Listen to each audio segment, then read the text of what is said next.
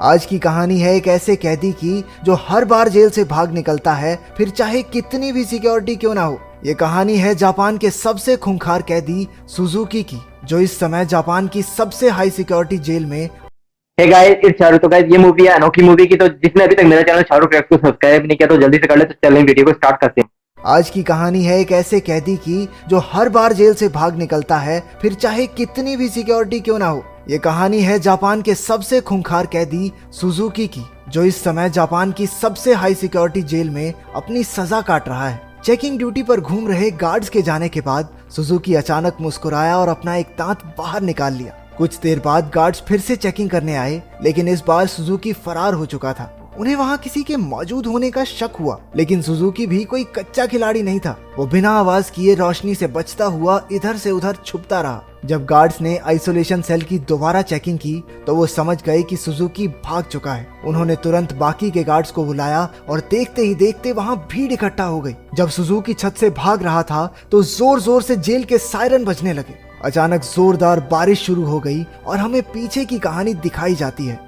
12 साल पहले कुछ कैदियों को एक जेल में लाया गया था। उनमें से एक सुजुकी भी था, जो वहां 10 साल की सजा काटने आया था। क्योंकि वो कभी कुछ बोलता नहीं था तो सबने मान लिया कि वो शायद गूंगा है। उसकी छाती पर माउंट फिजी का उल्टा टैटू भी था। सुजुकी उस समय भी जेल से भागने के लिए मशहूर था और अब तक 3 बार ऐसा कर चुका था। इसके बाद सुजुकी को एक छोटे से कमरे में लाया गया जहाँ सिर्फ एक रोशनदान था। उसने रोशनदान को ध्यान से देखा। उसके दिमाग में जरूर कुछ चल रहा था। बाहर गार्ड ने जेल के वार्डन मिस्टर कानीमुरा से कहा कि सुजुकी इस बार तो हरगिज नहीं भाग पाएगा, लेकिन जैसे ही उसने शीशे से देखा सुजुकी तो पहले ही गायब हो चुका था। वार्डन ने पूरे शहर को घेरने के ऑर्डर्स दिए ताकि सुजुकी किसी भी हालत में बच ना पाए, लेकिन गार्ड्स ने तो उसे 20 ही मिनट में पकड़ लिया। पता नहीं क्यों पर सुजुकी ट्रेन की पटरी पर सीधा भागता जा रहा था। इसके बाद उसे फिर से उसी कमरे में कैद कर दिया गया, लेकिन इस बार उसके हाथों में हथकड़ियां थी। जब एक गार्ड ने अंदर झांक कर देखा तो सुजुकी मुंह पर चादर ओढ़े सो रहा था। गुस्से में उसने सुजुकी को चादर हटाने को कहा, क्योंकि वो कोई चांस नहीं लेना चाहते। लेकिन जब बार बार कहने पर भी उसने चादर नहीं हटाई तो गार्ड्स ने मिलकर उसकी बुरी तरह पिटाई की। अगली सुबह वार्डन ने सुजुकी के सारे पुराने रिकॉर्ड्स निकाले। ध्यान से पढ़ने पर उसे पता चला कि जब भी सुजुकी जेल से भागता है तो हर बार वो ट्रेन की पटरी पर ही पकड़ा जाता है। रात को वार्डन गार्ड्स के साथ चेकिंग पर निकला। वो सुजुकी के सेल में पहुंचकर हैरान रह गए, क्योंकि उसने किसी तरह अपनी हथकड़ियां खोल दी थी। गुस्से में गार्ड्स ने उसे मारते हुए पूछा, कैसे खोली हथकड़ियां? हाँ, कैसे खोली हथकड़ियां? लेकिन हमेशा की तरह सुजुकी चुप रहा। एक बार फिर से उसकी जमकर धुलाई हुई। एक दिन सुजुकी एक छोटी सी तार से खेल रहा था, जिसे किसी तरह छुपाकर वो जेल के अंदर ले आया था। सवाल ये उठता है कि वो इस तार को अंदर लाया कैसे? मुंह में छुपा के? ना, गू में छुपा के। इसी तार की मदद से वो अपनी हथकड़ियां खोलता था। कुछ दिन बाद वार्डन 1 हफ्ते की छुट्टी पर अपने घर चला गया। अब सुजुकी के पास भागने का बहुत अच्छा मौका था। उसने अपनी तार निकाली और ताला खोलने की कोशिश की। जल्द ही वहाँ एक गार्ड चेकिंग के लिए आ गया। उसने झांक कर देखा कि सुजुकी फिर से अपना मुंह ढककर सो रहा था, लेकिन इस बार गार्ड बिना कुछ कहे चला गया। लेकिन असलियत तो ये थी कि सुजुकी अंदर था ही नहीं। वो तो छिपकली बनकर छत से चिपका बैठा था। वो जेल से भागने के लिए सही मौके के इंतजार में था। गार्ड के जाने के बाद वो धीरे धीरे ऊपर तक पहुंच गया। उसने छत की एक खोखली जगह पर मुक्का मारा और वहां से भाग निकला। जब गार्ड्स को पता चला तो उन्होंने तुरंत सायरन बजा दिया। वार्डन को भी खबर पहुंचा दी गई और वो तुरंत जेल के लिए निकल गया।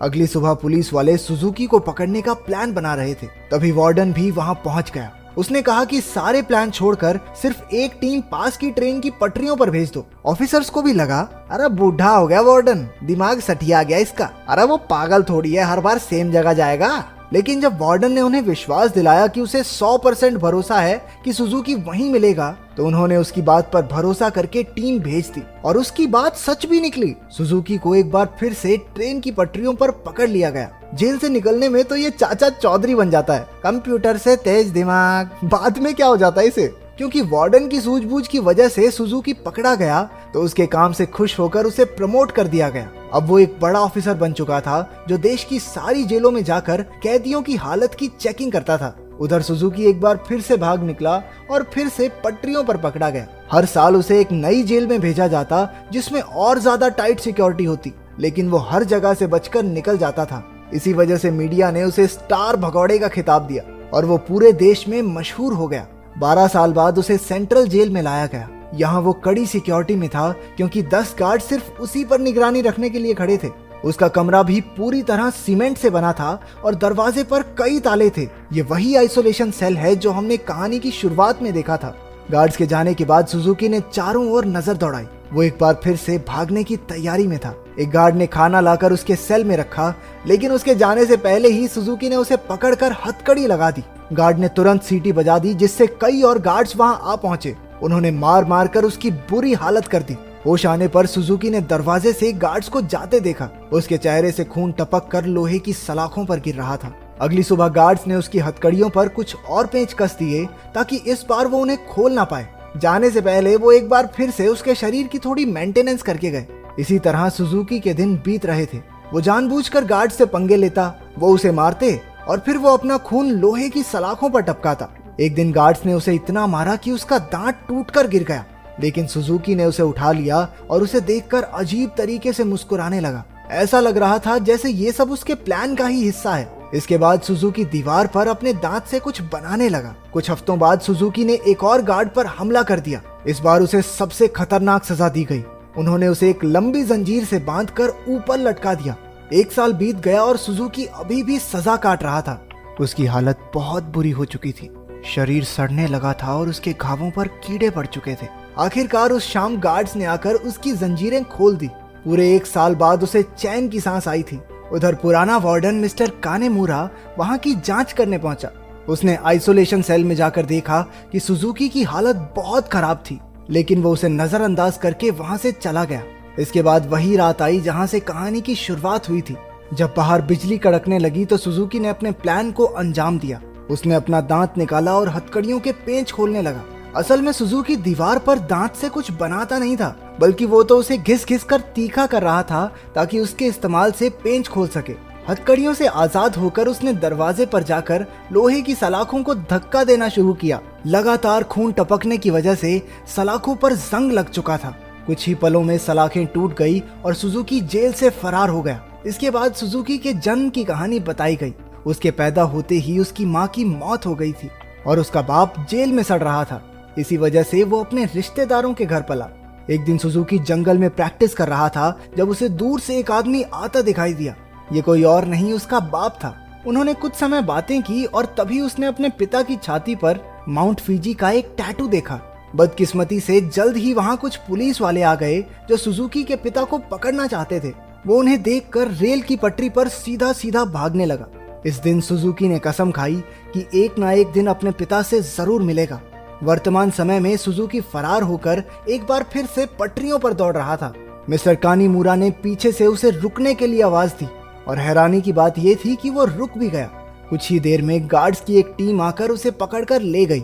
देश की सबसे कड़ी सिक्योरिटी की जेल भी सुजुकी को नहीं रोक पाई, इसलिए मिस्टर कानीमुरा ने उसे धरती की सबसे खतरनाक जेल प्रिजन आइल में भेजने के ऑर्डर्स दे दिए। प्रिजन आइल किसी मामूली जेल की तरह नहीं थी।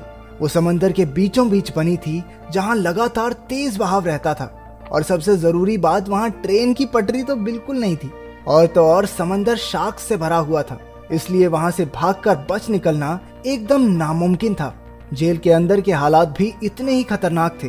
पूरी जेल में चारों ओर हजारों गार्ड्स थे और अगर कोई कैदी भागने की कोशिश करता तो उसे देखते ही गोली मार देने के ऑर्डर्स थे। जब सुजुकी वहां पहुंचा तो उसे तुरंत उसके सेल में बंद कर दिया गया। वो कोई कमरा नहीं बल्कि कुछ रॉड्स थी जिन्हें सुजुकी के शरीर के आसपास ऐसे जोड़ दिया गया था जिससे भागना तो दूर वो हिल डुल भी ना सके।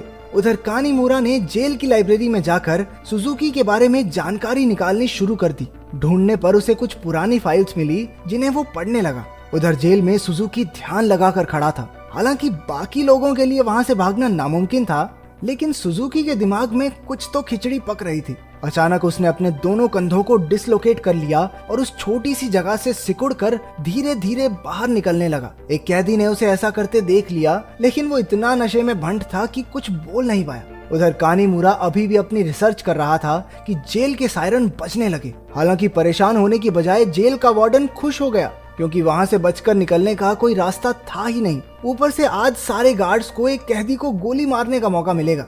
मिस्टर कानीमुरा ने उसे समझाने की कोशिश की कि सुजुकी कोई आम कैदी नहीं है, लेकिन वार्डन ने उसकी बात को नजरअंदाज कर दिया। अगली सुबह कई गार्ड्स को बंदूकें देकर पूरे आइलैंड में फैला दिया गया। वार्डन अपने आदमियों को कुछ समझा रहा था कि वहां मिस्टर कानेमुरा आ गया। उसने वार्डन को बताया कि सुजुकी असल में अपने बाप को ढूंढने आया है जो इसी आइलैंड पर कैद है। ये सुनकर सब हक्के बक्के रह गए और तभी सुजुकी की असलियत का खुलासा हुआ। असल में अब तक जो भी हुआ वो सब सुजुकी के प्लान का एक हिस्सा था। वो बार बार जेल से भागकर जानबूझकर पकड़ा जाता था ताकि आखिरकार प्रिजन आइल तक पहुंच सके। उसका असली मकसद था अपने पिता को आजाद करवाना। आखिरकार सुजुकी अपने पिता से मिला और एक दूसरे को इतने साल बाद देखकर दोनों खूब रोए। बदकिस्मती से मिस्टर कानीमुरा वार्डन और बाकी के गार्ड्स के साथ वहीं आ रहा था, लेकिन उनके पहुंचने से पहले ही सुजुकी उस बूढ़े आदमी के साथ गायब हो गया। सुजुकी अपने पिता को आइलैंड के छोर तक ले आया। उसने पहले से ही वहां एक पैराग्लाइडर तैयार कर रखा था। दोनों पैराग्लाइडर पर चढ़े और दूर उड़ गए। दूसरी ओर मिस्टर कानीमुरा ने एक बूढ़े आदमी से बात करने की कोशिश की जो सुजुकी के पिता के साथ ही कैद था। तभी उसने माउंट फिजी का एक टैटू उस आदमी की छाती पर देखा, जिसका सीधा मतलब ये था कि इतने सालों की कड़ी मेहनत के बाद भी सुजुकी गलत आदमी को लेकर भाग गया। अब इससे बुरी किस्मत तो किसी की नहीं हो सकती। क्या तो गाइस मूवी कैसी लगी कमेंट में इसकी राय जरूर देनी, और जिसने अभी तक मेरा चैनल सब्सक्राइब नहीं किया तो जल्दी से कर ले, क्योंकि यहाँ पर आपको हॉलीवुड की मूवी एक्सप्लेनर इन हिंदी ये जरूर मिलती है। मैं मिलता हूँ नेक्स्ट मूवी में, जब तक के लिए ख्याल रखो, बाय बाय। वीडियो अच्छी लगी तो लाइक करें, दोस्तों के साथ शेयर करें और चैनल को सब्सक्राइब कर लें।